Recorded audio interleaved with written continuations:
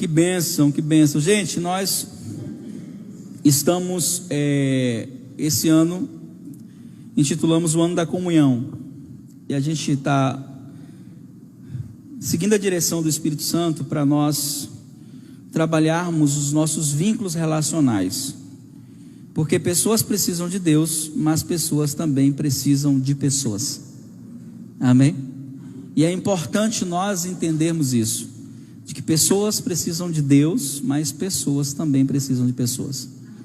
E nós vivemos em um momento crítico, tanto da igreja quanto da nação, das nações de maneira geral, aonde, se você for fazer um balanço e você for perguntar, o que mais tem sido atacado? As finanças? A saúde? Se você for olhar de tudo, o que mais tem sido atacado são os relacionamentos. Os relacionamentos familiares, os relacionamentos de irmãos, os relacionamentos políticos, os relacionamentos. A centralidade do ataque está nos relacionamentos. Por quê? Porque se os relacionamentos estiverem bem, a gente consegue superar qualquer crise. Você conversa com um casal que tem um bom relacionamento, a crise financeira não afeta eles. O problema do filho não afeta eles.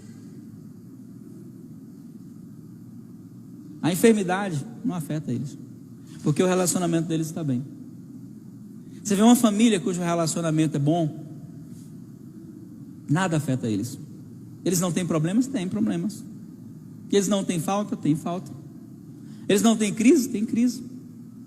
Mas quando os relacionamentos estão ajustados dentro do padrão divino de koinonia, que é a palavra grega para definir comunhão, e é interessante porque a palavra koinonia, quando fala da comunhão, expressa a comunhão que existe na Trindade: o Pai, o Filho e o Espírito Santo.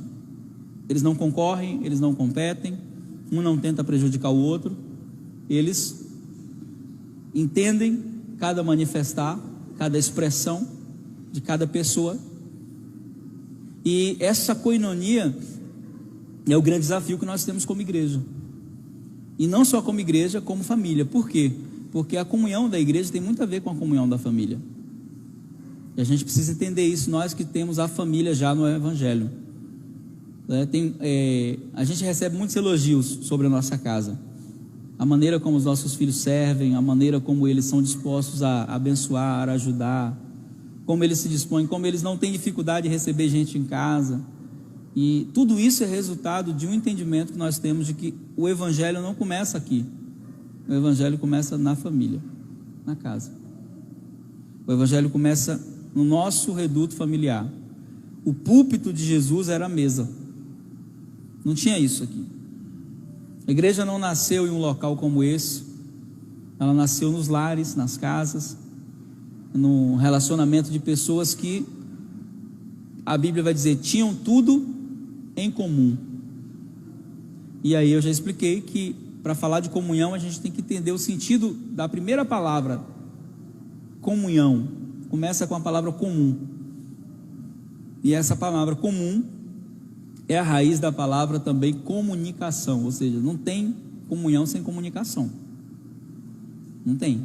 Para ter comunhão a gente tem que se falar. A gente tem que saber como é que o outro está, a gente tem que se comunicar. E não só se comunicar, a gente está lendo agora o livro Conexão, Comunicação e Limites, do Danny Silk. E quando chegou nessa parte de comunicação, mexeu com um monte de gente, porque a maioria das pessoas que assistiram depois me deram feedback que não sabiam se comunicar. A gente acha que saber se comunicar é saber falar para o outro o que a gente pensa. Não é. Ou falar para o outro o que a gente acha. Isso não é comunicação, isso é informação sendo transmitida. Comunicação é um vínculo de compatibilidade que sempre valoriza o relacionamento. Isso é comunicação. Vou repetir. É um vínculo de compatibilidade que sempre valoriza o relacionamento, não a opinião do outro, quem está certo, quem está errado, do que eu gosto, do que eu não gosto. E acho que nós pecamos muito em comunicação, mais por ignorância do que por maldade. Eu, por exemplo, pequei muito na minha comunicação por ignorância, não por maldade.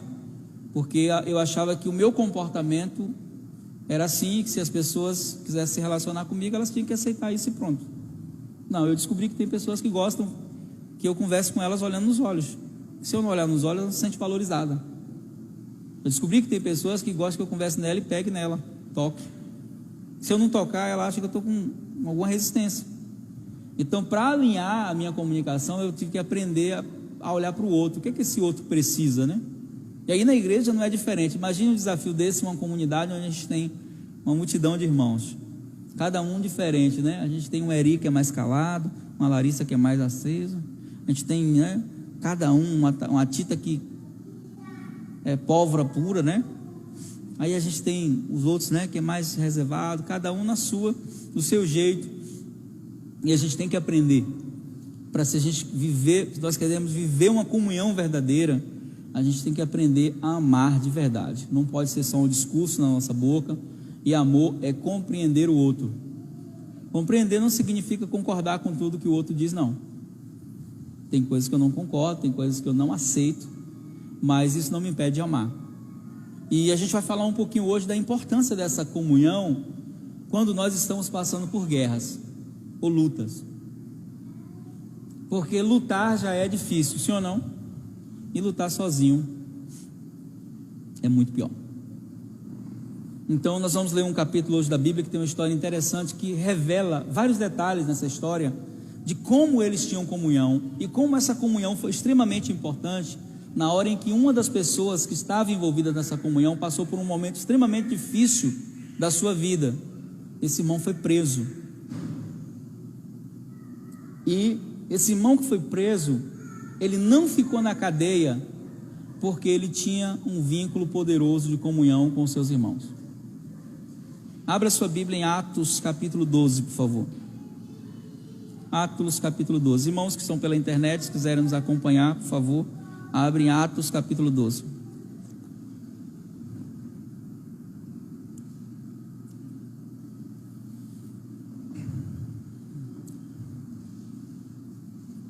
A gente vai aprender muita coisa hoje com esse texto sobre comunhão. Muita coisa boa. Estava ali meditando e você sabe que um dos privilégios de você ser aquele que vai transmitir a palavra é receber as revelações primeiro, né? Eu lembro do meu amigo Salomão Rocha, que vocês conhecem como Salomão do Reggae, e aí às vezes as pessoas falam para ele assim: essa música é sua? Quando ele canta uma música, ele diz: não, eu fui o primeiro a ouvir. Ou seja, eu não sou o autor, o compositor, né? Ele diz: eu fui o primeiro a escutar. E aí depois eu escrevi e as pessoas cantam, mas eu não sou o autor. E a primeira vez que ele falou isso eu achei bem interessante, né? Então o pregador, o ministro da palavra, ele tem esse privilégio de ser o primeiro a ouvir a revelação. Eu costumo dizer que é igual o cara quando vai traduzir, né? Alguém. Eu tenho um amigo que alguns de vocês conhecem, que é o Mateus, e Mateus Melo, ele é um excelente tradutor. Mas ele já foi transmitir a algumas pessoas que ele não conseguiu terminar a tradução, porque o nível de unção era tão grande, e quando a revelação chegava, ele teve que trocar, né? Eu lembro de um evento que eu estava, que ele estava traduzindo o pastor Dan Duque, e aí o pastor Dan começou a receber um nível de revelação, de unção tão poderosa. Aí o pastor Dan falava revelação, Mateus, aí o Dan ficava olhando para ele rindo: você não vai traduzir não? Chegou uma hora que Mateus não aguentou, e então aquilo ali expressa, né, quando a revelação da palavra está chegando em nós, que a gente ouve a palavra, ela produz um impacto interno em nós, que deve gerar em nós alguma reação, transformação, mudança, tudo. E esse texto hoje, quando eu estava lendo pela manhã, eu nunca li esse texto que eu vou falar com vocês hoje, colocando a comunhão como a centralidade do texto, nunca. E aí quando eu acordei pela manhã, eu falei: Espírito Santo, acho que vai dar microfonia, você mexer. Estava ótimo. Lá no fundo está baixo? Eu estava ouvindo lá da sala. Tá bom, então aumenta aí, bota para estourar, porque tem caixa aí até umas horas. Bota aí para estourar sem dar microfonia, tá? Por favor. Cadê o Rainel de Torres? Está lá dentro, né? Então, cadê o Rainel? Está aí? Não, está lá na sala, né? Tá bom agora aí atrás? Estão ouvindo agora? Glória a Deus. Abra os ouvidos, Senhor. Éfata. Então, vai melhorando ainda, que tá não tá assim estranho? Estou sentindo assim que tá meio estranho. Vamos lá. Lá vem o homem que manja das coisas, ó. O bonitão da camisa amarela, o príncipe do Egito, da África do Sul, cavaleiro da dona Célia. Vegetar foi o som ou foi o celular? É o que bonito que tu quer? Falei seu nome. Quando a próxima vez que você ouvir, você diz: eis-me aqui, Senhor, tá? Pode ser Deus te chamando. Pessoal que está visitando, não choca não, que a gente é assim mesmo aqui, tá? A gente não tem essa liturgia toda não, né, Li? A gente aqui é meio assim, aqui é igual a casa da gente, então a gente não tem essas... Esse negócio de filmar só me complica, né? Porque eu esqueço que está filmando, aí eu sou eu, né? Então, já dizia, então deixa o negócio fluir, né, Tito? Mas a menina gostou, não foi? A menina veio aqui semana passada. Ela falou assim: nossa, é diferente aqui. Eu falei: mais do que você imagina. Tu não viste nada ainda. O povo aqui é mais doido. Quando junta tudo, a alegria de um doido é encontrar outro. O negócio vira uma bagunça santa. Então eu nunca li esse texto aqui olhando para ele com olhos de comunhão. Eu sempre li falando de livramento, falando de oração.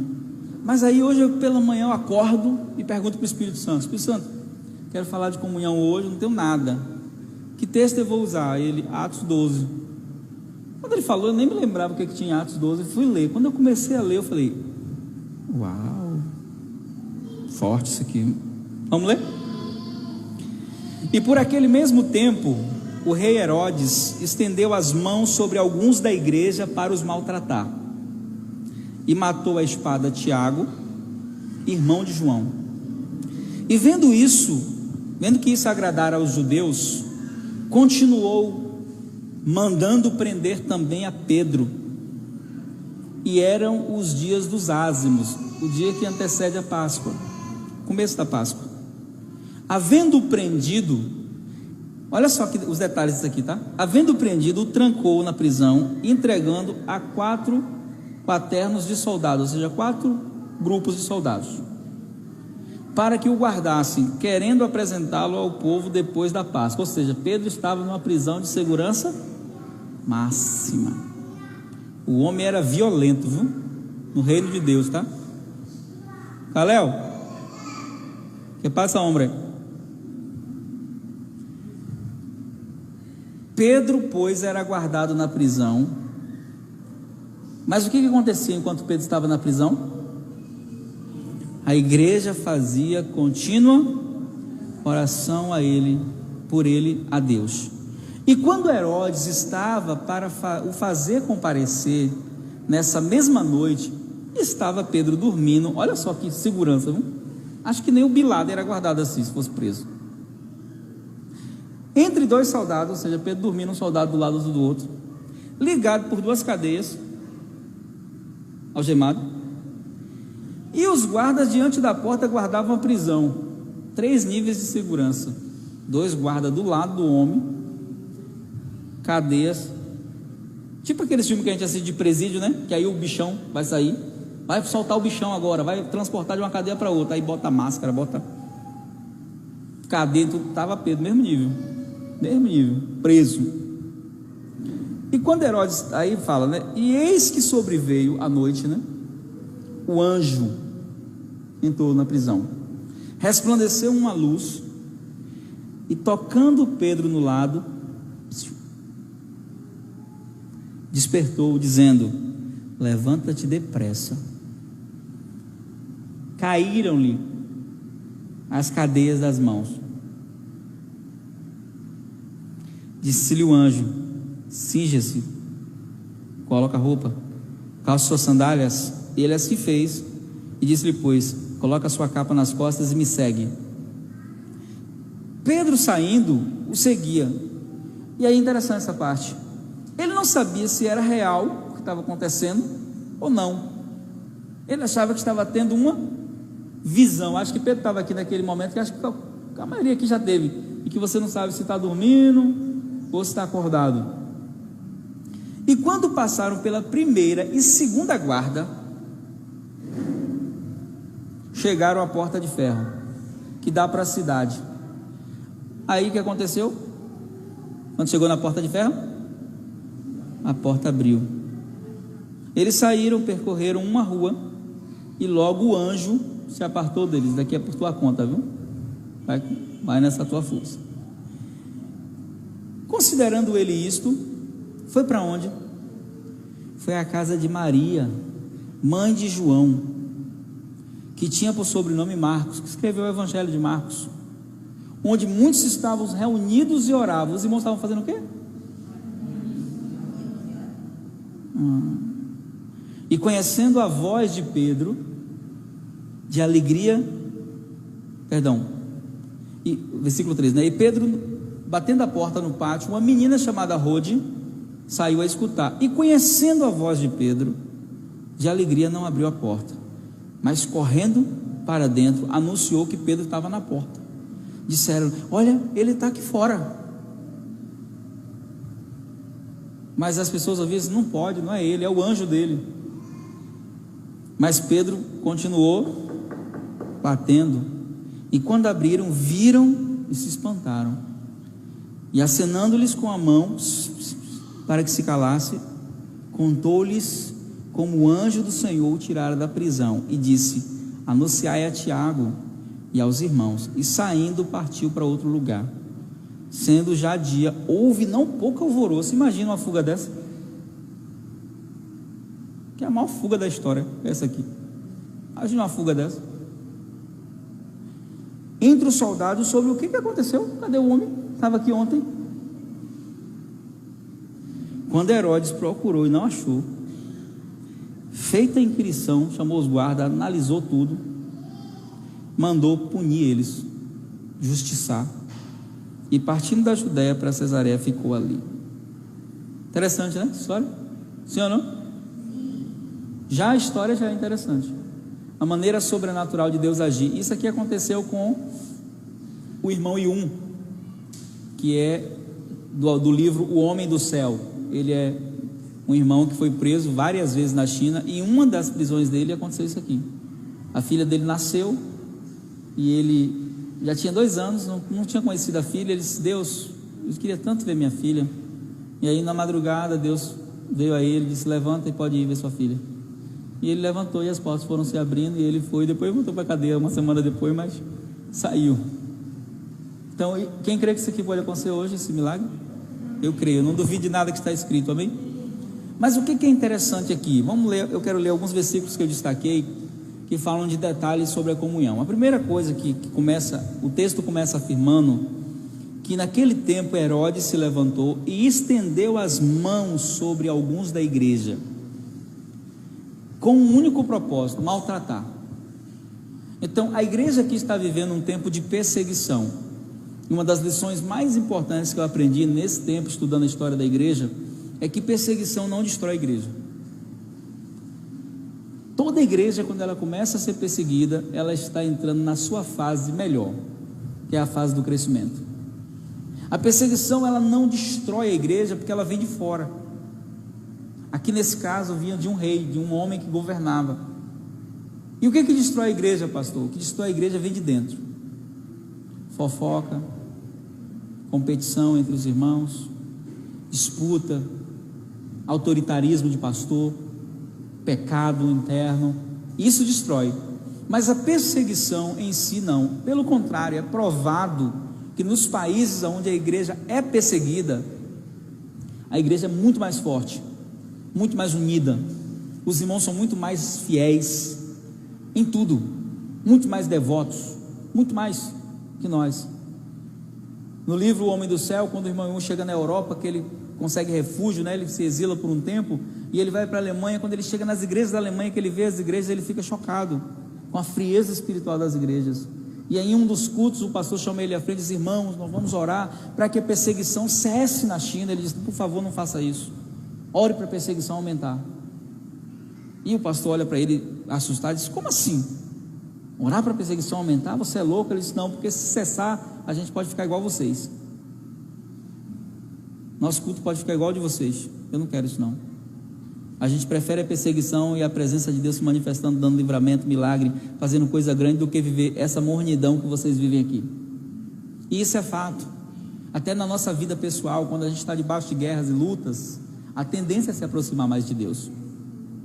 Mas quando estamos confortáveis, prosperando, quando tudo está dando certo, a maioria das pessoas entram na mornidão espiritual.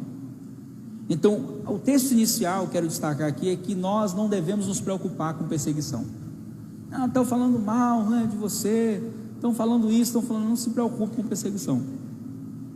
Foque naquilo que realmente tem importância. O que tem importância? Sua vida com Deus.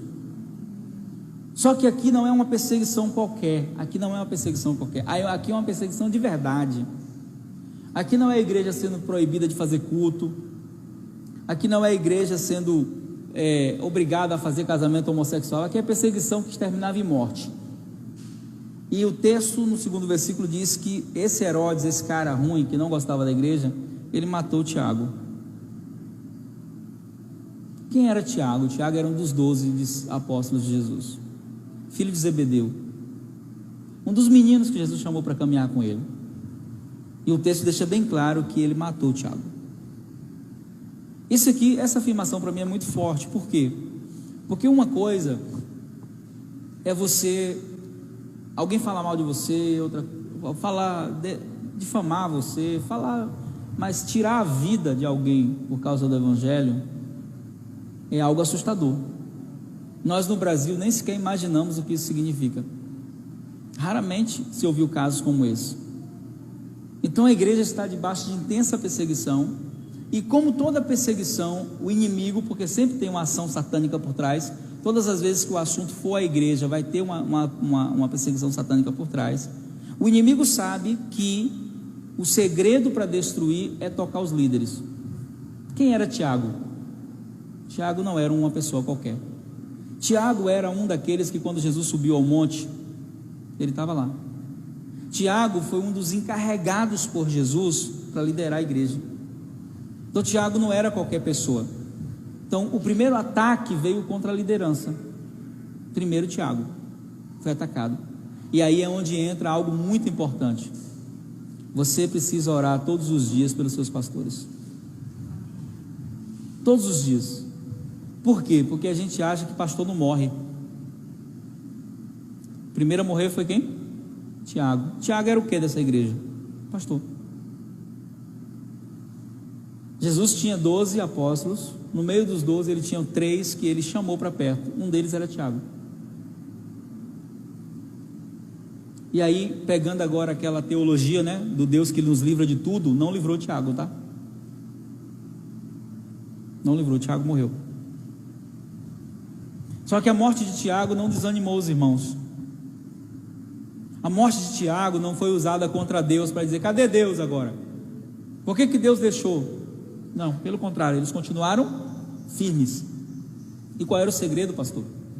Dessa firmeza? Comunhão, unidade. Então o primeiro ataque veio contra ele, o líder, um dos líderes principais. Os 2 principais líderes da igreja aqui eram Pedro e Tiago. Os 3, né? Pedro, Tiago e João. Mas Pedro e Tiago são os que mais aparecem no livro de Atos. Os 2 são os que mais aparecem. E o primeiro a morrer é Tiago. Então houve um golpe violento contra eles, porque uma das pessoas mais influentes da liderança deles morreu. Sobrou Pedro. A Bíblia não fala nesse momento onde João estava. Sobrou Pedro. Vendo o infeliz lá, né, que isso agradou os judeus, matar Tiago, o que ele faz? Continuou mandando prender a Pedro. Pedro foi preso.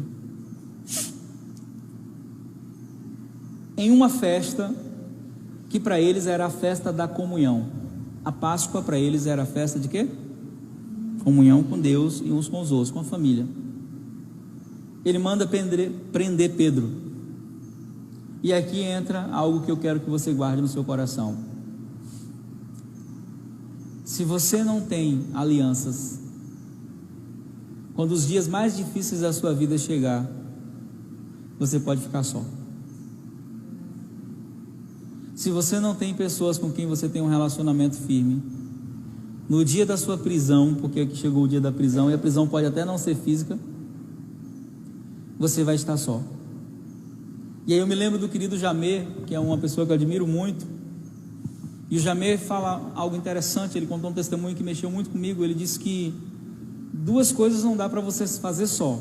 Uma delas é casar. Não dá para você chegar aqui na frente e dizer, pastor, eu quero casar, viu? Sim, a esposa. Não, eu quero casar sozinho mesmo, com ninguém não. Eles não dá.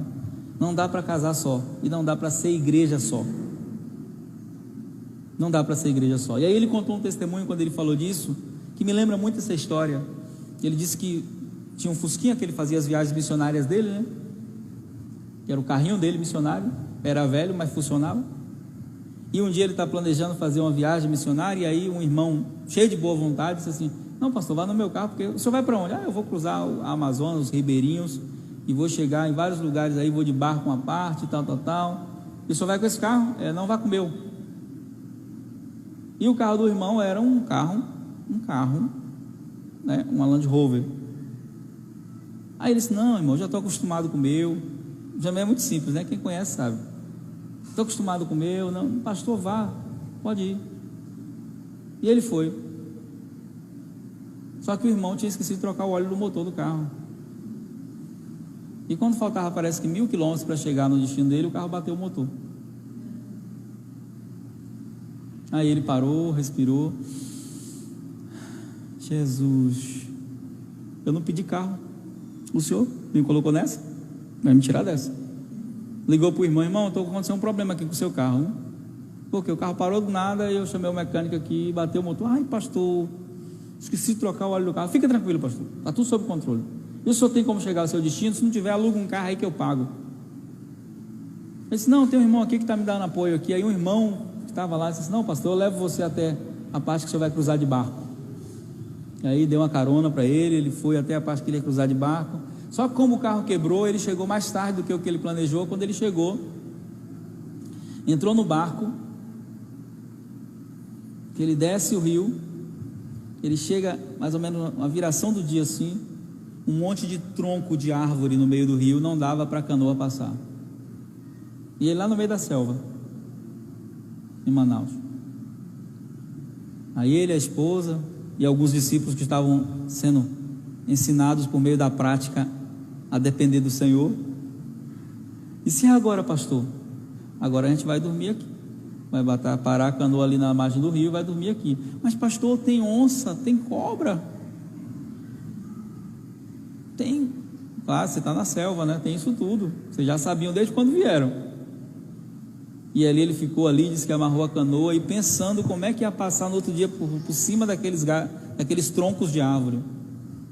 E aí o irmão falou: pastor, a gente vai fazer o que agora? A gente vai orar, porque não dá para dormir aqui, né? A gente vai orar.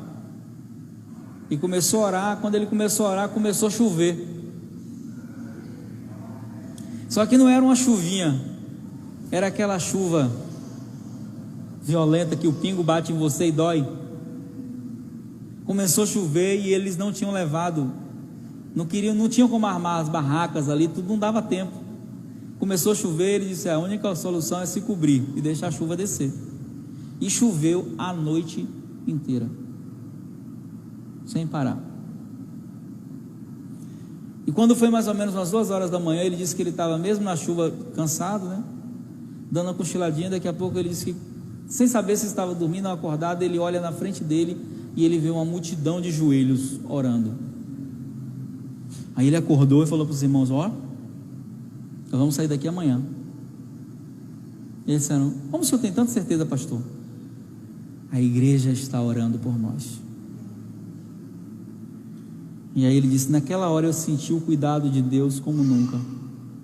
Pela manhã, quando eles saem em direção ao rio, a chuva fez com que o rio subisse e deu para eles passarem por cima dos troncos das árvores e chegaram ao destino deles. E esse testemunho mexeu muito comigo, porque o pastor já me dizia o seguinte: eu sei que aquele milagre não aconteceu por causa da minha fé, nem por causa da minha oração. Aquele milagre aconteceu porque eu sou igreja com alguém. Você é igreja com alguém? Amém. Quando você é igreja com alguém, o próprio Deus se encarrega de lembrar as pessoas a seu respeito. Tem pessoas que oram por você que você nem lembra delas, mas o Espírito Santo lembra. A importância da comunhão nos dias bons é muito grande, mas a importância da comunhão nos dias difíceis é ainda maior. Porque você sozinho, você pode até vencer, mas você vai se ferir muito lutando. Quando Pedro foi preso, a Bíblia faz questão de dar detalhes, e eu gosto dos detalhes da Bíblia, porque não há exageros. Quando Pedro foi preso, ele foi preso em uma prisão, na época, de segurança máxima. Ou seja, o que se acreditava? Que o destino de Pedro era o quê? A morte. Qual era o destino de Pedro? Olha para esse irmão bonito e diz assim: você sabia, fala para ele, você sabia que o seu destino pode ser alterado pela oração dos irmãos? O diabo pode ter traçado um destino e Deus muda o decreto quando nós oramos. Eu lembro quando nós estávamos com a igreja lá em Cajazeiras e Bernardo estava com o filho dele internado. Quem lembra disso?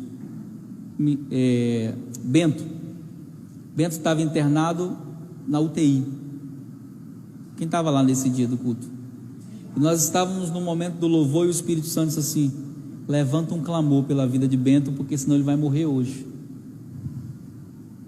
E Bernardo estava desesperado com a Aline. Eu tinha conversado com ele de manhã, ele disse: pastor, só um milagre. Não se sabia o que Bento tinha, não achava, era uma coisa louca. E aí eu me lembro que eu falei com os irmãos: vamos orar aqui por Bento, vamos orar, estende as mãos todo mundo. E a gente começou a orar. E naquele mesmo momento da oração, mesmo momento, porque depois a gente confirmou com o Bernardo disse que estava no quarto com ele, sentiu algo entrar no quarto, e ele se arrepiou todinho e sentiu vontade de orar, e começou a orar em línguas. E quando ele estava orando ainda, a médica disse assim: vem ver seu filho. Examinou o Bento e disse: pode tirar ele daqui, pode tirar ele da UTI, está bem seu filho. E o que aconteceu, doutora? Não sei, mas aconteceu alguma coisa diferente aqui. E um dia depois Bento teve alta. Na hora que nós estávamos orando, Deus me deu uma visão e eu via o anjo entrando lá. Terminou o culto, eu fui ligar para Bernardo: pastor, que horas foi isso? E eu falei: foi tal horas. Ele disse: foi essa hora mesmo. Quando você está de fato em comunhão com a igreja, conectado no seu espírito, essa conexão é inquebrável. O irmão não precisa se esforçar para lembrar de você, o próprio Espírito Santo diz: ei, fulano, quando você que está aqui ouvir esse alerta, aonde estiver, ore pelo seu irmão. No trânsito, onde você estiver, dê uma paradinha: lembrei aqui de Ítalo, meu Deus, Ítalo, nem estava pensando em Ítalo, lembrei aqui, Senhor, envia os teus anjos até onde ele está agora, e aconteça o que estiver acontecendo, dá livramento, ore dessa vez. O Pedro foi colocado em prisão de segurança máxima. Aqui é o tipo do caso que o homem não resolve. Não tinha advogado para tirar ele da prisão, não tinha ninguém que pudesse lá intervir. Herodes era o poder maior. Aqui não é uma prisão feita por um qualquer, aqui é o cara que manda prendendo o homem. Ou seja, como é que esse homem sai da prisão? Não tem como ele sair. E aqui nos ensina uma lição poderosa sobre a oração da igreja, a oração daqueles que vivem em comunhão. Não existe impossíveis quando nós estamos unidos. Não existe impossíveis, não existe decretos satânicos que não possam ser quebrados quando nós estamos unidos. Não existe nenhum tipo de cilada ou armadilha satânica que não possa ser desfeita quando nós estamos unidos. Não existe poderoso sentado no trono que possa fazer o mal quando a igreja está unida. E aí o destaque dos detalhes de comunhão começa no versículo 5, quando diz assim: Pedro, pois, era guardado na prisão, mas a igreja fazia oração contínua por ele. A igreja fazia o quê? Sem parar. Sem parar. Qual seria a esperança desses irmãos? Eu já preguei esse texto falando sobre intercessão, e eu disse que eu me admiro com eles, porque eles estavam orando para Deus livrar. Quando o Pedro é livre, eles ficam assustados. Não é assim que o texto diz? Mas aqui mostra que eles estavam comprometidos com aquele irmão. Até onde você está comprometido com seu irmão? Quando você ouve falar que seu irmão está com um problema, como é que você se sente? Você dá aquele vou orar por você e nem ora? Tem gente que faz isso. O irmão fala assim: estou passando uma luta aí, estou passando um problema. Tá bom, irmão, vou orar por você. Mas vou orar, fica só naquelas palavras mesmo. Não tira um tempo do dia, não tira um momento para interceder, para clamar pela pessoa. Aqui é diferente, aqui ele nos ensina uma comunhão, que a comunhão é seu problema, meu problema, sua dor, minha dor, sua prisão, minha prisão. Precisamos viver isso, esse nível. Aonde doer em você tem que doer em mim.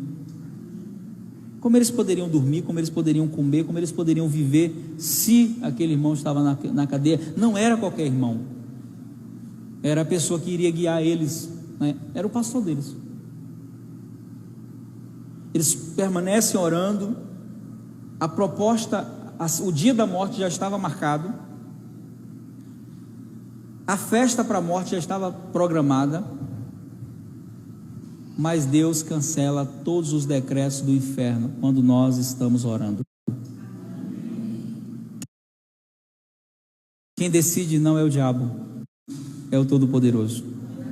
E tudo que vocês ligarem na terra será ligado nos céus.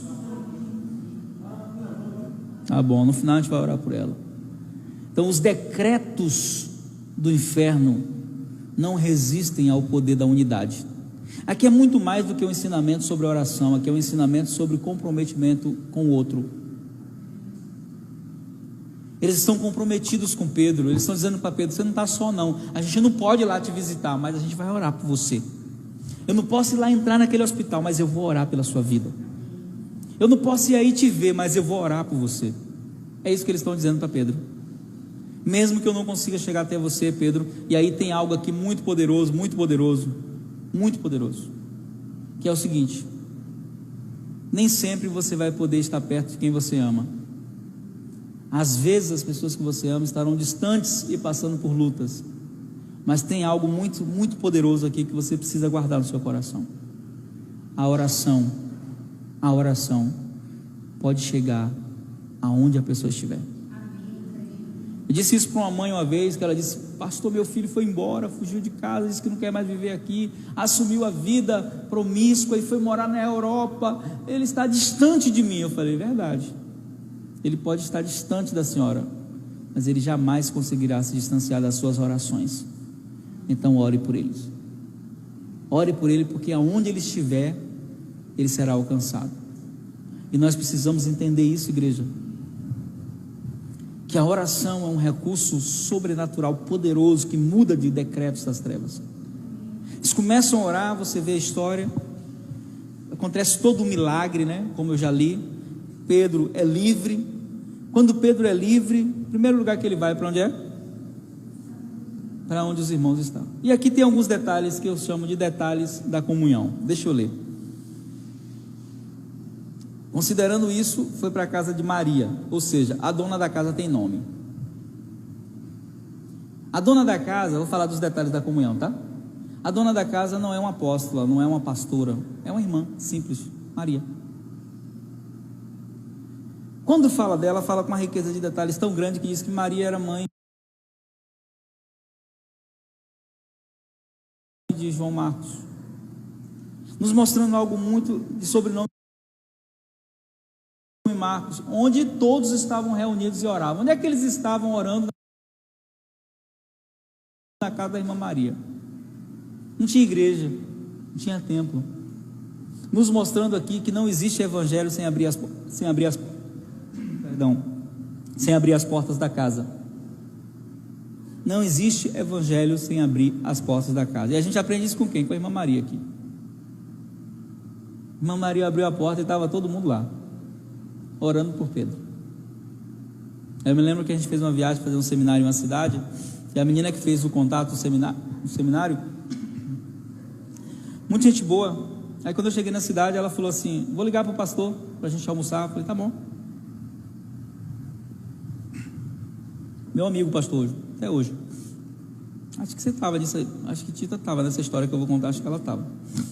E aí o pastor chegou, e aí nós fomos na casa do pastor. Quando nós chegamos na casa do pastor, a menina disse assim: pastor, nossa pastor, sua casa é linda. Eu não tinha intimidade nenhuma com o pastor, né? Estava conhecendo agora. Eu disse para ele assim: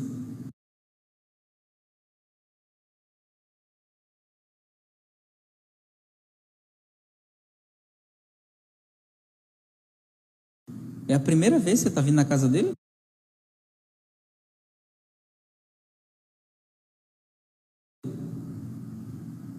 Aí disse: eu nunca vim aqui não. Já caiu no meu conceito, pastor, né?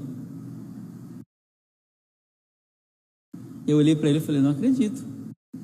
Sério, pastor? Seus discípulos não vêm na sua casa? Ele ficou sem graça,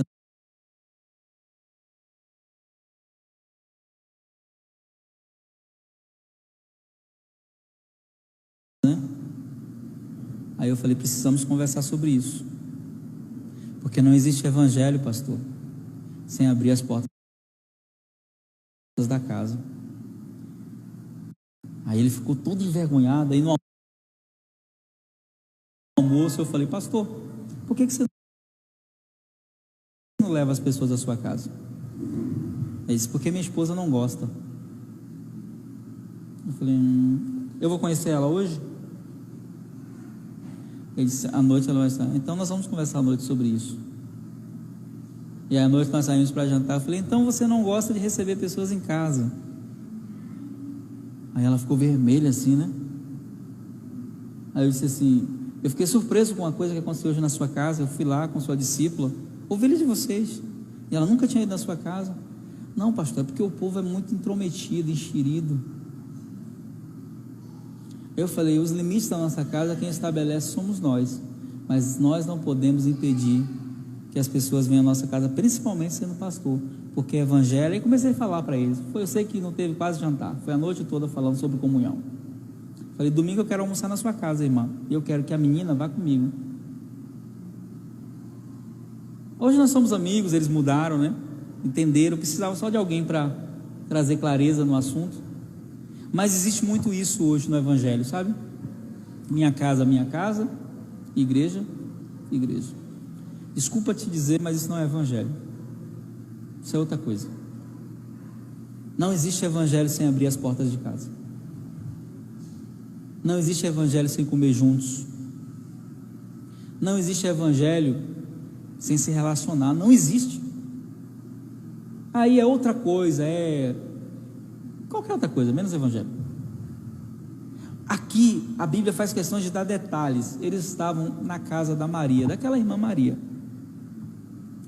Agora vocês vão ficar mais chocados ainda, porque quando a gente ouve o nome Maria, irmã Maria, a gente pensa numa pessoa simples, né? A irmã Maria, né? A mulher mais rica do grupo era ela. A mulher mais rica das que seguiam Jesus era Maria, mãe de Marcos. Obrigado, meu amor. Você está linda com esse vestido, né? Uau. Se eu não te conhecesse, me apaixonava de novo agora. Estava a mulher mais rica. Sabe o jardim do Getsemane? Sabe? Era o jardim da casa dela. Sabe a ceia que Jesus fez num lugar que tinha segundo andar? Era na casa dela. Sabe das mulheres que a patrocinavam o ministério de Jesus no livro de Marcos 8? A maior patrocinadora era ela. Estou falando por causa dos ricos que existem na igreja, metidos a besta, né? Que acha que porque tem posses não pode dar acesso às pessoas mais simples. Pois essa mulher era rica, viu, gente? Tinha grana. Eusébio de Cesareia disse que ela era uma das mulheres mais ricas, viúva ela. O marido morreu e ela ficou podre rica. Marcos, que escreveu o evangelho, que deveria ser chamado evangelho de Pedro, porque Pedro narra e ele escreve, era filho dela. O único evangelho que fala que quando Jesus está lá no Getsemane, um jovem corre nu, envolto no lençol. Já leu isso? O jovem era Marcos. Acordou de noite lá no zão. Que barulho é esse aqui no meu jardim? Quando chegou lá era Jesus orando com os discípulos. É o único evangelho que fala isso é o evangelho de Marcos, porque o jovem era Marcos. Nos mostrando aqui que comunhão não tem a ver com condição financeira, tem a ver com coração. Eu já estive em mansões onde me senti mal, e já estive em barracos de taipa onde eu me senti num palácio. Eu não tenho problema nenhum em lugar nenhum. Nós vivemos isso na cidade que nós fomos ser pastor. Os irmãos mais simples da igreja, irmão Romildo e sua esposa, eles vinham a pé da roça para o culto. E aí um dia o pastor que era antes de mim disse assim: sabe onde eles moram, pastor? Eu disse: não, eu quero lá, vamos lá. Fui lá na casa deles, não tinha luz elétrica, a gente tinha que sentar num toco, o sofá era um pedaço de madeira, fogão era de lenha, eles não tinham móveis, eles eram muito pobres. E aí eu disse para eles assim: a primeira casa que eu vou almoçar aqui na igreja é a de vocês. O senhor vai vir comer aqui? Ah, pastor, sério? Ah, eu vou fazer uma galinha caipira, eu vou fazer isso, eu vou fazer. Pode fazer, nem colher tinha. A gente comeu de quê? Mão. E nós fomos almoçar lá. Eu, Rose, os meninos pequenos, crianças, tudo se diverte, né? Ficava correndo atrás da galinha, para lá, para cá. Cachorro até umas horas. E aí a gente foi comer lá. O sorriso deles, a gratidão deles, enchia o nosso coração de alegria. Só que quando você é um líder de verdade, você não olha a condição financeira das pessoas e fica com pena delas. Isso não é liderança. Você olha aquilo e você quer mudar aquilo. Muitas igrejas confundem social com socialismo e sustentam parasitas. Olha para o pobre e deixa que o pobre seja pobre. Não, quando eu olhei aquilo eu disse: eu não quero que esse irmão viva assim mais.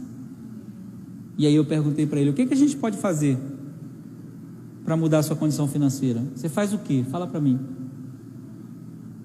Ah, pastor, eu trabalho na roça e coisa e tal. O que você poderia fazer assim que poderia te trazer mais dinheiro do que você ganha?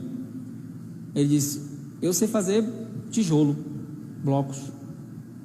O que você precisaria para fazer blocos hoje? O que você precisaria para montar um negócio seu? Ah, pastor, não sei não. R$1.000 dá? Dá. Para eu começar? Poxa, dá e sobra.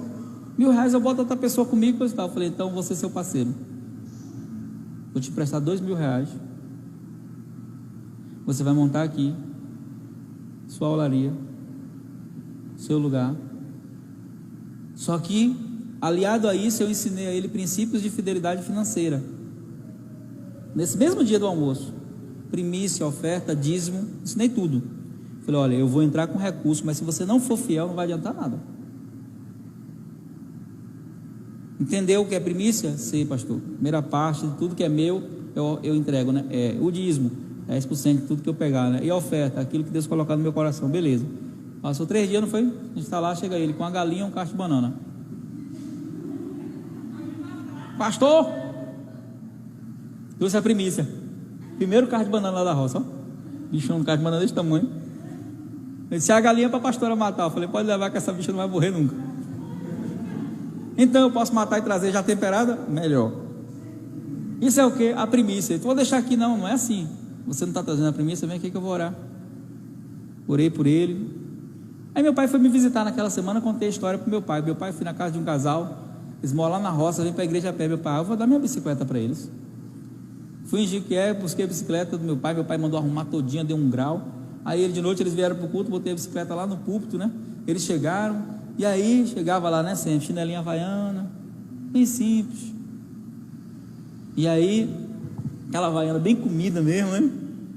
Chegaram lá, eles participaram do culto. Eu falei: aquela bicicleta ali, tá vendo?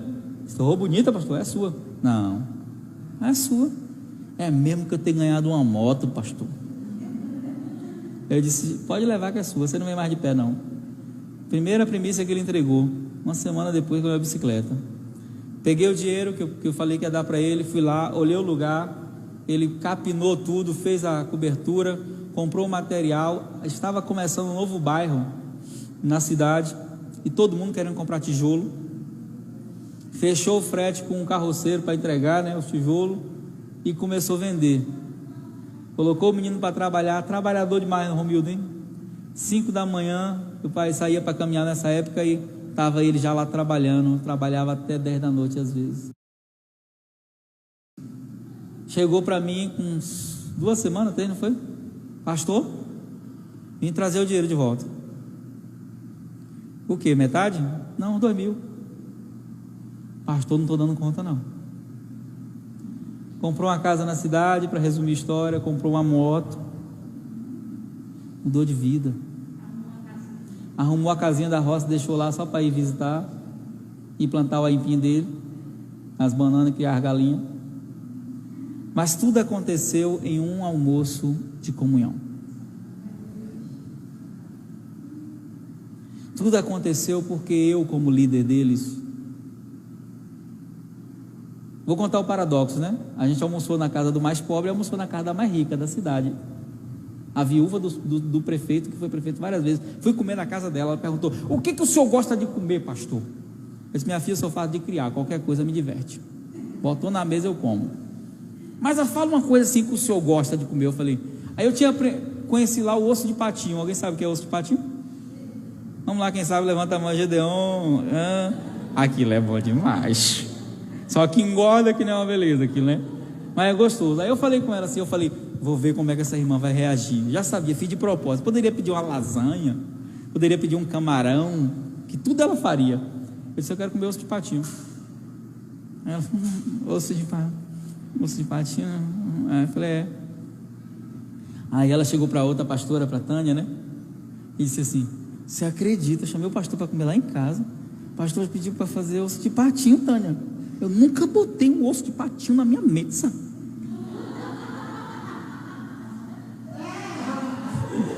Aí Tânia disse assim, né? Minha querida bispa Tânia disse assim: eu vou fazer, eu vou preparar. Aí a gente foi, a mesa, né? Tinha garfo que eu não sabia nem onde usar. Taça com borda de ouro, lenço dourado com não sei o que, uma mesa montada assim. Aí ela botou tudo, botou o osso de patinho. Eu falei: eu vou comer de mão, tem problema? De mão? As outras coisas eu como de garfo e faca, mas o osso de patinho eu gosto de comer assim, pegando, chupando aqui. A irmã ficava me olhando assim, como quem diz: meu Deus, para que eu chamei esse pastor para aqui? Só que ela era uma pessoa esquecida da igreja também, tinha muitas posses, mas era esquecida. E ela se apaixonou por mim por uma coisa: eu não botei máscara quando eu fui na casa dela. Eu fui eu. Você quer me amar? Vai ser assim, simples, desse jeito, dessa maneira. Almoçamos várias vezes lá, comemos comidas normais, não é? Mas a primeira vez que eu fui aqui dá um choque de realidade, porque eu quis mostrar que a gente não pode ter esses protocolos, sabe? Educação é necessário, sim, respeito, mas às vezes a gente chega na casa do rico, bota uma máscara, e na casa do pobre, bota um salto. Bota o salto porque se sente superior ao pobre, bota a máscara porque se sente inferior ao rico. Não. Quando você sabe quem você é e que você entende o valor da comunhão, você é autêntico. Precisamos ser autênticos. Não existe comunhão sem autenticidade. Falsidade, máscaras, destroem relacionamentos. Nos tornamos amigos, tanto do menino Romildo, como daquela mulher. Eu aprendi que não existe comunhão sem abrir a porta da casa. E quem conhece a nossa família sabe que é assim. Sempre tem gente lá em casa. É raro não ter gente lá em casa. Eles estavam reunidos na casa da irmã Maria, a mais rica de todas. E estava lá reunido, todo mundo orando. Pedro bateu a porta do pátio e uma menina chamada Rode. Interessante ele falar uma menina, porque vem outro detalhe da comunhão. A comunhão não tem a ver com adultos, tem a ver com todos, família, todo mundo. A menina vem, e aí tem um detalhe aqui que é muito interessante. Olha só, versículo 14. Conhecendo a voz de Pedro. Você só conhece a voz de quem você tem intimidade.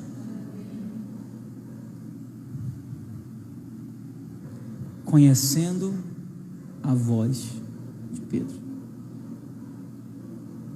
Você só conhece a voz quando você tem intimidade. Porque cada um de vocês tem um jeito peculiar.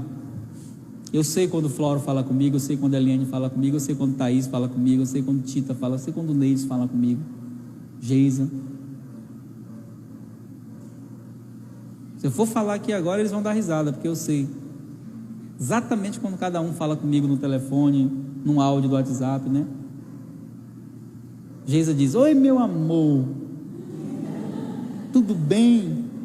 Irmão Flório: paz do Senhor, meu pastor. A irmã Eliane: ei, meu pastor. Thaís: papelis, a voz papelis. Não tem como. Tita: papelis. Cada um, né, tem uma identidade, né? E isso é lindo. Por quê? Porque a intimidade. E interessante, né? Outro dia a Rose liga para a casa de Gabriel. Ligou? Foi ligação? Carla, não sei o que. Foi áudio? Aí Gabriel manda um áudio: oi, mãe, tudo bem? Eu estou arrumando Calel aqui, viu? Não enganou, Rose? Aí Rose: tá bom, minha filha. Aí quando me mostrou para mim, eu disse: por que Gabriel está fazendo isso? Aí ela: me enganou. Eu falei: pô, aí não me engana não, vai sendo mais uma bicha do que Carla. E aí, mas aí ele seguiu acreditando na cabeça dele que parecia a Carla falando. Mas essa questão é massa, gente, sabe? Da intimidade, você conhecer o irmão, de você saber detalhes do irmão. Como é que você vai dar um presente para alguém que você não sabe os gostos, que você não conhece a necessidade? Como você vai suprir? Então, quando o texto diz que essa menina conhecia a voz de Pedro, está dizendo: eles tinham um relacionamento, eles tinham intimidade, e a gente precisa disso. Mas não termina aí, diz assim: de alegria não abriu a porta. Sabe aquela alegria que lhe assalta, que você esquece até o que tem que fazer? Ela foi correndo para dentro avisar: gente, Pedro está aí, Pedro é Pedro. O povo diz que Pedro que nada é o anjo dele. Alguns pregadores já ouvi falando que o meu anjo parece comigo, porque eles pegam esse texto aqui e dizem assim: é a voz do anjo, deve ser igual a voz. Não, nada a ver, tá? É que o povo acreditava mesmo em anjo nessa época, que os anjos agiam. Mas Pedro continuou batendo. Abriram a porta e quando viram ele se espantaram. Fica quieto todo mundo. Contou como o Senhor o tirou da prisão, anunciou a Tiago os irmãos e fugiu, tá? Pedro não ficou lá. Isso aqui é uma lição importante. Deus livrou da prisão, mas Pedro sabia que não podia ficar ali. Ele foi para outro lugar. A gente tem que saber quando sair, quando ficar, tem que saber tudo. Mas o que a gente pega aqui na centralidade disso tudo é que esta vida foi salva por causa da comunhão. Que o ministério de Pedro não acabou porque ele tinha relacionamento com a igreja. E nós precisamos construir isso, irmãos. Principalmente na nossa geração, onde a igreja se tornou muito social e pouco relacional, onde as pessoas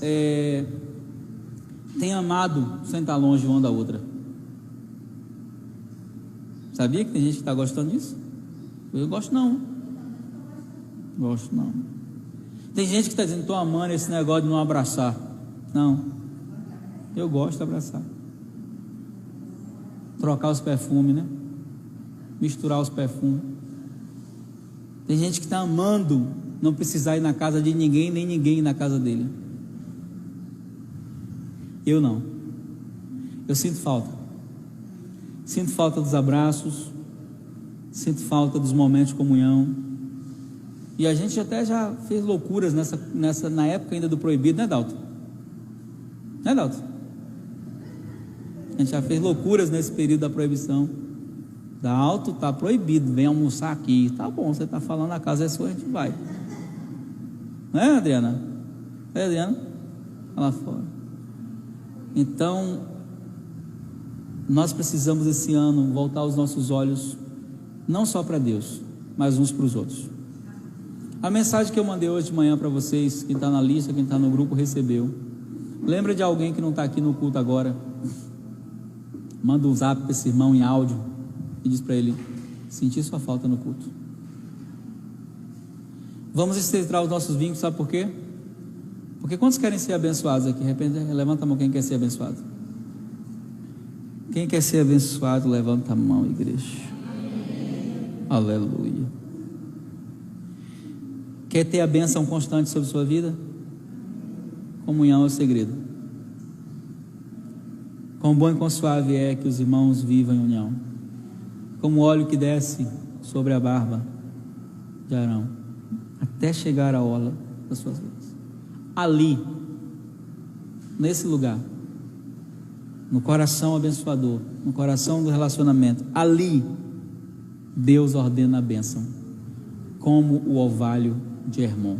E eu já expliquei aqui o que é o orvalho de Hermon. É aquela brisa constante que cai todas as noites em Israel. Fala de uma bênção que vem todo dia, ou seja, existe um favor divino liberado para quem vive em comunhão. Você quer receber esse favor? Quer receber essa bênção? Então nós vamos orar agora, amém? Fica de pé. Eu sei que você não pode tocar no seu irmão, eu sei que você não pode abraçar ele agora, mas eu queria que a gente estendesse as mãos uns para os outros nesse momento. Você estendesse as mãos assim em direção ao seu irmão e orasse por ele, amém? Jesus, nós te louvamos pelo sangue que nos une, pela aliança que o Senhor fez conosco por meio do teu sacrifício. E nós queremos orar agora como igreja, uns pelos outros. Tua palavra diz que nós devemos orar uns pelos outros para sermos sarados, curados. E agora nós queremos interceder. Eu não sei qual a necessidade desse irmão, eu não sei qual o problema que ele enfrenta, qual a crise que ele tem. Eu não sei, Pai, qual é a dificuldade que ele está enfrentando nesse tempo, mas eu sei que Tu és poderoso para mudar qualquer circunstância. Assim como o Senhor fez na vida de Pedro, para ele poderia ser o fim, naquela semana poderia ser a semana da morte.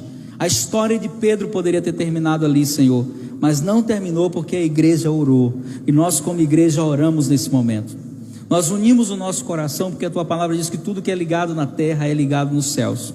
E nós agora rejeitamos toda a mentira satânica contra a vida desse irmão, a enfermidade, o medo, tudo aquilo que vem para tentar destruir essa casa, essa família, o problema que essa pessoa está enfrentando. Nós agora declaramos que seja quebrado em nome de Jesus toda a força das trevas. Oramos pela saúde dos nossos irmãos, oramos pelas finanças dos nossos irmãos, oramos para que os recursos que o Senhor tem para liberar sobre eles, venham sobre eles, assim como o Senhor enviou anjos ali para livrar Pedro. Envia anjos aqui nessa manhã, envia anjos aonde estão os nossos irmãos que não puderam estar aqui nessa manhã, a vida de Luiz, de Ziane, a vida da irmã Dalva, a vida, Senhor Jesus, do Renato, da Maria, dos irmãos que não puderam estar aqui, daqueles irmãos que não estão nesse momento, vida da Gisele, Senhor, que o Senhor envie anjos até eles agora, aonde eles estiverem, que os Teus anjos toquem eles, que os Teus anjos toquem a vida deles, toca a vida de Núbia, toca a vida dos irmãos. Começa a citar agora os irmãos que o Espírito Santo for trazendo até você. Envia anjos, Senhor, até esses irmãos, e que todo tipo de cilada, laço de morte armado, todo tipo de tentativa maligna contra a vida deles, seja cancelada, seja quebrada, seja desfeita em nome de Jesus. Nós oramos por cada irmão, declaramos o Teu favor, e sobre a Tua igreja Te pedimos, Pai, ordena a Tua bênção, libera sobre os Teus filhos restauração na família, nos casamentos, restauração na vida dos filhos, aqueles que têm os seus filhos afastados do Evangelho, que eles sejam reconciliados contigo em nome de Jesus. Nós rejeitamos todo tipo de proposta satânica, cilada maligna contra a vida dos Teus filhos, em nome de Jesus. Você que recebe, diga amém e dê um aplauso poderoso a Jesus. Aleluia. Aleluia. Qual é o nome da sua avó? Oramos pela avó do Luca, Pai, pela dona Elzuída. Te pedimos que o Senhor envie anjos naquele hospital, que todo espírito de morte seja manietado em nome de Jesus. Sopra o Teu fôlego de vida ali naquele hospital, que não sejam os respiradores, mas o teu fôlego venha sobre ela, levanta ela daquela cama. Tu és o Deus do milagre, e que o teu milagre se estabeleça. Clamamos pela tua vontade na vida dela, em nome de Jesus, amém, amém. Pode sentar, queridos, nós vamos ofertar agora, mas eu quero dar uma palavra antes, tá? Eu estava ali no escritório com os meninos, e Alex me fez uma pergunta, né? Alex estava conversando comigo, ele assistiu um vídeo de uma pessoa falando na internet, e ele fez uma pergunta assim: pastor, o dízimo é do Novo Testamento ou do Antigo? Com o Novo Testamento o dízimo deixou de existir? Essa é uma dúvida que muita gente tem sobre o dízimo, né? Essa é uma dúvida que muita gente tem, e o capítulo da Bíblia que deixa claro isso, de que o dízimo continua valendo, eu quero ler para vocês, Hebreus capítulo 7, amém? Hebreus capítulo 7 geralmente é o capítulo também usado para dizer que o dízimo deixou de existir, mas quem estudou exegese, que sabe que é a série de concordâncias que os textos trazem, e que pega as palavras-chave, né, da Bíblia, vai entender o que a Bíblia está dizendo aqui. E o versículo 1 começa dizendo assim, ó: porque esse Melquisedeque, falando de Jesus como uma teofania de Melquisedeque, que era rei de Salém, sacerdote do Deus Altíssimo, e que saiu ao encontro de Abraão quando ele regressava da matança dos reis, o abençoou. Então a primeira lição que a gente aprende sobre dízimo aqui, tá? Primeira lição: você não tem que dar o dízimo para ser abençoado. Esquece isso. Se alguém te pregou isso um dia, te ensinou isso, está errado. Ó, se você der o dízimo, você vai ser abençoado. Não, não é isso que a Bíblia ensina. A Bíblia ensina o oposto. Porque você foi abençoado, devolva os dízimos. É o que diz aqui. Melquisedeque saiu e abençoou. Dízimo é gratidão, não obrigação. Não é obrigação, é gratidão. Porque Deus não é dono de 10% do que eu tenho. Ele é dono de tudo o que eu tenho. Da minha vida, das minhas filhas, do meu cachorro, do meu carro, da minha roupa, tudo dele. Então primeiro Melquisedeque sai ao encontro de Abraão e o abençoa. A quem também, depois de abençoado, Abraão fez o quê? Deu o dízimo de tudo, e primeiramente por interpretação, rei de justiça, falando de Melquisedeque, depois também rei de Salém, que é rei da paz. Então vamos lá, Abraão recebeu a bênção, e depois de receber a bênção, entregou o dízimo. Abraão não entregou dízimo para receber bênção, Abraão entregou dízimo porque recebeu a bênção, amém? Ponto é esse. A centralidade do texto aqui não é o dízimo, que é onde as pessoas se perdem. A centralidade do texto é sacerdócio. Sacerdócio de Melquisedeque, sacerdócio de Levi. O texto continua dizendo: a quem também Abraão deu, né? Aí sem pai, sem mãe, falando ainda de Melquisedeque, sem genealogia, não tendo princípio de dias nem fim de vida, mas sendo feito semelhante ao Filho de Deus, permanece sacerdote para sempre. Ou seja, vamos lá, o dízimo não está ligado à lei, o dízimo está ligado ao sacerdócio, ok? O sacerdócio de Melquisedeque é o sacerdócio de Jesus, e vem antes da lei. Aí o texto segue dizendo: considerai, pois, quão grande era este Melquisedeque, a quem até o patriarca Abraão deu os dízimos dos despojos. Aí ele entra falando de Levi agora. E os que dentre os filhos de Levi recebem o sacerdócio, têm ordem, segundo a lei, de tomar o dízimo do povo. Ou seja, é como se eu viajasse e deixasse Neides na minha casa. Eu dissesse: Neides, você vai ficar aí na minha casa aí, então tem uns pagamentos aí que eu tenho para receber, você recebe aí para mim, viu? Mas a casa não é dele, a casa é minha. Quando eu volto, o que Neides tem que fazer? Está aqui. A ordem, quando diz tem ordem, quer dizer que aquilo foi um tempo temporário. O que foi um tempo temporário? O dízimo? O sacerdócio de Levi foi temporário. Aí ele diz: de tomar o dízimo do povo, isto é, de seus irmãos, ainda que tenha sido saído dos lombos de Abraão. Aí o versículo 6 diz: mas aquele, o verdadeiro sacerdote, Jesus, cuja genealogia não é contada entre eles, tomou o dízimo de Abraão e abençoou o que tinha as promessas. Ou seja, o que ele está dizendo? Está dizendo que até Levi entregou dízimo, através de Abraão. Então o dízimo não tem a ver com Levi, o dízimo tem a ver com Melquisedeque, com Jesus. Ora, sem contradição alguma, o menor é abençoado pelo maior. Aí o versículo 8 fecha o que eu estou falando. O versículo 8 diz assim, e por assim dizer, não, versículo 8, e aqui, certamente, aqui aonde? Na terra, ok? Tomam dízimos homens que morrem. Homens que morrem recebem dízimo aqui. Ali, porém, ali onde? Na eternidade. Aquele que se testifica que vive. Sabe quando vai deixar de existir dízimo? O dia que Jesus morrer definitivamente, nunca mais viver. É o que está dizendo aqui o versículo 7. Porque o que está dizendo aqui é que aqui na terra os homens recebem como portadores, mas nos céus tem alguém que vive e recebe o que você entrega. Como no céu não entra dinheiro, e dízimo nem sempre foi dinheiro, já foi bicho, já foi grão, já foi ouro, já foi prata, o elemento físico não tem importância lá, mas a fidelidade do coração sim. O irmão trouxe um cacho de banana de primícia e uma galinha, foi as primícias dele. Será que Deus recebeu? Recebeu. Era o melhor dele. Aí não termina aí. E por assim dizer, por meio de Abraão, até Levi, que recebe dízimos, pagou dízimos. Porque ainda ele estava nos ombros de seu pai, quando Melquisedeque lhe saiu ao encontro. Aí o versículo 11, que é o versículo usado, todas as vezes que você ouvir alguém falar que o dízimo acabou, vai pegar só o versículo 11 e ler para você.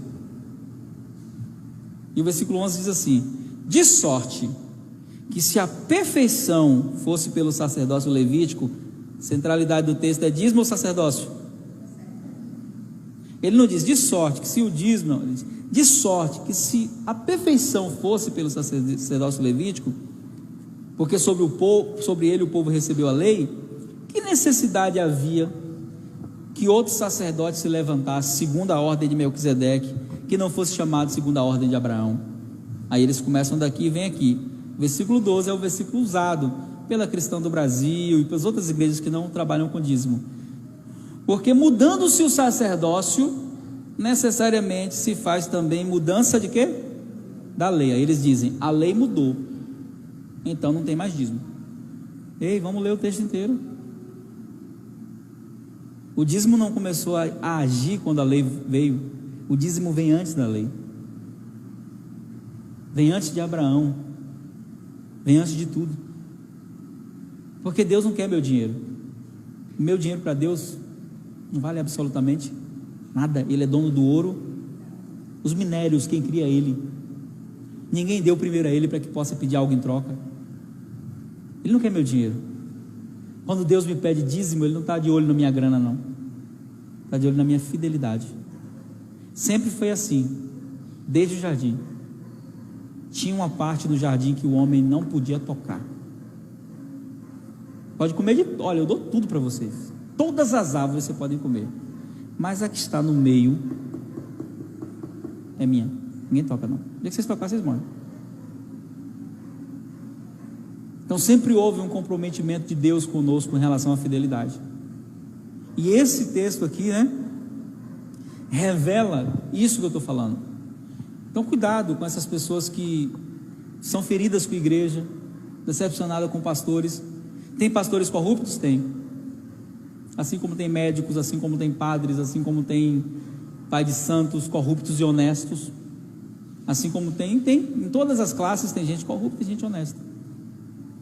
Tem pastores que distorcem a Bíblia para ameaçar as pessoas a serem fiéis no dízimo? Tem pastor que diz que devorador, cortador, migrador, destruidor é demônio. Nunca foi. Não existe demônios com esse nome. E aí foi o que eu estava explicando para Alex, que ele falou, uau, o senhor tem que falar isso lá no culto. Por quê? Porque o cortador, o devorador, o migrador, o destruidor eram gafanhotos. E quem enviava os gafanhotos não era o diabo.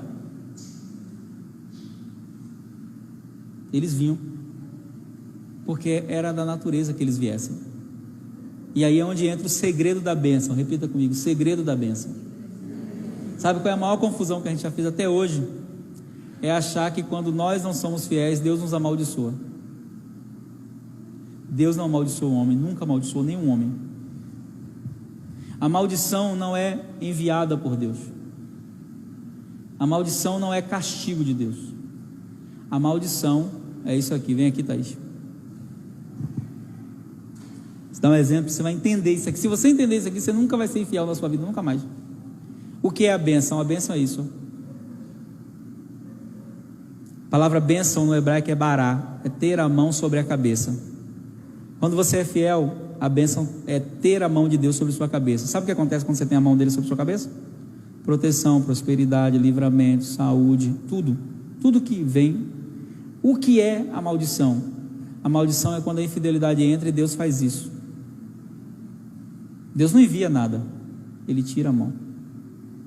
E sem a mão dele te protegendo, a enfermidade vem e te alcança. Os gafanhotos vêm e te alcançam. Não era Deus que enviava os gafanhotos. Eles vinham porque era da natureza que eles viessem. Mas quando eles chegavam na terra de alguém que tinha a mão sobre a cabeça, eles não entravam. Como é que ele discernia que não podia passar ali? Se não tinha cerca, não tinha nada. Mas tinha a bênção. A bênção de Deus é melhor que carro blindado. A bênção de Deus é melhor que cerca elétrica. A bênção de Deus é melhor que qualquer coisa, porque a bênção de Deus te protege, te prospera, te abençoa, te livra. Maldição não é Deus enviando o mal contra nós. Ele nunca disse isso. Ele disse: eu coloco diante de você a bênção e a maldição. E ele diz: escolhe a bênção para você viver. Se o que é escolher a bênção? Escolher obedecer os mandamentos. Obedeceu, a mão de Deus está sobre você. Maldição não é um Deus. Isso é um orixá que faz isso, né? Se você não me dá minha obrigação, boto você na cama. Deus não faz isso não, viu? Deus não te abençoa porque você é dizimista. Ele te abençoa porque Ele é bom. Ele te abençoa porque Ele é bom. Ser dizimista, ser ofertante, não é pagar tributo, é reconhecer com gratidão e honra aquilo que Ele tem feito por mim. Eu quero isso aqui na minha vida, porque sem isso aqui você está vulnerável a doença, a tudo, tal, pá. Então, pegou? Obrigado. Pegou? O que é a bênção? Ter a proteção. E o que garante isso? Não tem outra coisa, é fidelidade, não tem jeito. É fidelidade. Isso significa que não vai acontecer coisas ruins na minha vida? Vai, que foi outra dúvida que eu tirei de Alex, né? Mesmo sendo fiel, vai acontecer coisas ruins na minha vida? Vai, você está na terra. Seu carro pode quebrar? Pode. Somente se não tiver manutenção.